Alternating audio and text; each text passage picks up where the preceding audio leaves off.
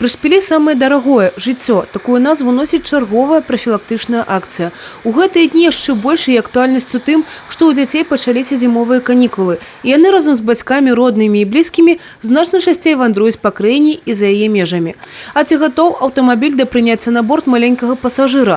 Адказ на гэтае пытанне і шукалі супрацоўнікі ДЭІ падчас правядзення рэйда. У размове з вадзіцелямі ў салоне аўтамабіля, у якіх перавозіліся дзеці, быццам бы ёсць разуменне, што дзіця – галоўны пасажыр, і за яго бяспеку адказваюць толькі дарослыя. Толькі вось адкуль бярэцца такая колькасць аварый, у якіх церпяць непаўналетнія? Пытанне рытарычнае. Ну, у меня дочь уже, старшая дочь уже взрослая, поэтому она ездит свободно, так же, как обычный взрослый пассажир. А младшая дочь, ей 8 лет, поэтому она еще пользуется бустером. Конечно, в автолюльке маленьких детей это очень серьезно.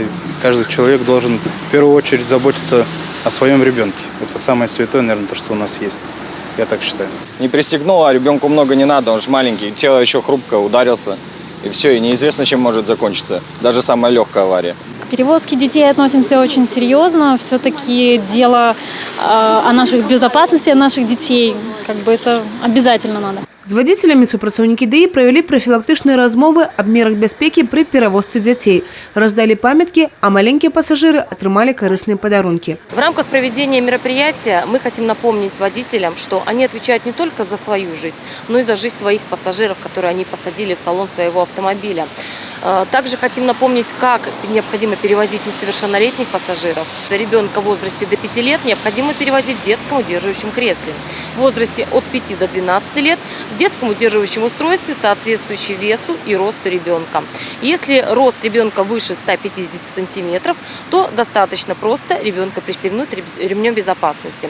Также исключение перевозки детей без детских удерживающих устройств – это в автомобиле такси. Акцыя «Прышпілі самае дарагое жыццё» праводзіцца ва ўсіх населеных пунктах вобласці. Юрый Пешер, Евгения Мороз, Тыгран Акопян, телерадиокомпания «Брест».